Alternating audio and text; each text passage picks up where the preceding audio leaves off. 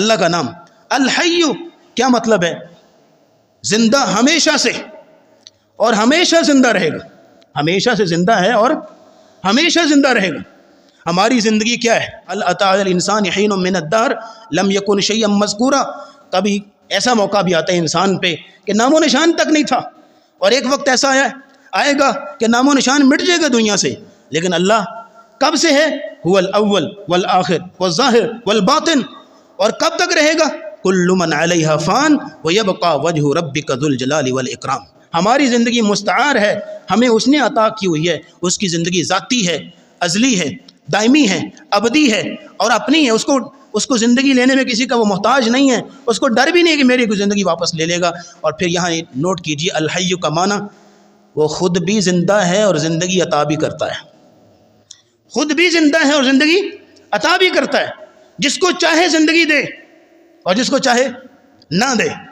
وہ چاہے تو ماں کے پیٹ میں شکل بنا دے لیکن روح نہ پھونکے، اور وہ چاہے روح پھونک دے لیکن دنیا میں نہ آنے دے، اور وہ چاہے تو دنیا میں پیدا کر کے اور ایک سانس دے کے ذرا سی رونے کی آواز کے بعد سانس بند کر دے۔ کسی کو چاہے تو بچپن بھی نہ دیکھنے دے اور کسی کو چاہے تو 55 کی عمر میں زندہ رکھے۔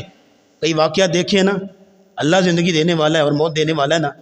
بارات لے کر گیا دلہا جس کا ابھی نکاح پڑھانے لگے تھے، جنازہ پڑھنے کا انتظام ہو جاتا ہے۔ یہ وہ الحی زندہ بھی ہے اور زندگی دیتا بھی ہے۔ اس کے بعد اگلی بات نوٹ کیجئے گا، القیوم قائم رکھنے والا، قائم ہے اور قائم رکھنے والا بھی ہے۔ الحی القیوم کا معنی ہمیں سمجھ نہیں آیا۔ یہ الحی کو آپ نے سمجھ لیا زندگی دیتا ہے۔ بڑے افسوس کی بات ہے آج تم کہتے ہو کہ جو خود جو اپنے آپ کو غسل بھی نہ دے سکے، کفن بھی نہ دے سکے، قبر میں اتر بھی نہ خود نہ سکے، اور جناب جس کے کپڑوں کو کینچی سے کاٹ کے اتارنا پڑا، اس کے بارے میں تم کہتے ہو کہ خود بخود ڈائریکٹ سنتا ہے، اور وہ رب جو زندگی دیتا ہے اس کے بارے میں کہتے ہو ڈائریکٹ سنتا ہی نہیں ہے۔ یہ کیسا عقیدہ تمہارا؟ اس لیے تو اس نے کہا وما قدر اللہ حق قدرہ، اس طرح قدر نہیں کی جیسا قدر کرنی چاہیے تھی۔ اس لیے اس نے کہا یا ایھا الانسان ما غرک بربک الکریم، کیا ہو گیا تمہیں؟ تم اپنے رب کے بارے میں کن دھوکوں میں پڑے ہوئے؟ یہ دھوکوں میں پڑ گئے نا تم اپنے رب کے بارے میں، الحی کے بارے میں۔ اور القیوم تو وہ ہے جو قائم ہے، خود بھی ہے اور قائم رکھنے والا بھی ہے۔ یہ کائنات، یہ ساتوں آسمان بغیر پلر کے خود بخود کھڑے۔ زمین سینٹنس کے مطابق زمین جو ہے وہ خلا میں لٹکی ہوئی ہے، معلق ہے، خود بخود لٹکی ہوئی ہے، کسی نے تھاما ہوا ہے، کسی کے سہارے لٹکی ہوئی ہے۔ اور کون ہے وہ؟ ان اللہ یمسک السماوات والارض ان تزولا، وہ اللہ ہے جو زمین و آسمان کو تھامے ہوئے کہیں گر نہ جائے۔ وَلَئِنْ زَالَتَا إِنْ أَمْسَكَهُمَا مِنْ أَحَدٍ مِّن بَعْدِهِ، اگر اللہ زمین و آسمان کو اور سورج چاند ستاروں کو نہ تھامے تو کون تھام سکتا ہے؟ نبی کریم صلی اللہ علیہ وسلم تہجد میں دعا پڑھا کرتے اللہم لک الحمد، اللہ تیری ہی حمد ہے۔ کیوں؟ انت قیوم السماوات والارض ومن فیہن، کیونکہ تو ہی وہ ہے کہ جو زمین و آسمان کو اور جو کچھ ان کے درمیان ہے تھامے ہوئے ہے، قائم رکھنے والا۔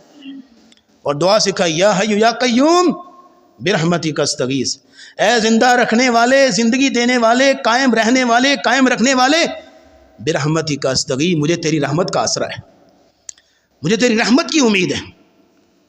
تو یہ جس شخص کو القیوم کا معنی سمجھ میں آ گیا نا، تو اللہ کی قسم اس کے سارے ڈر اتر جائیں گے۔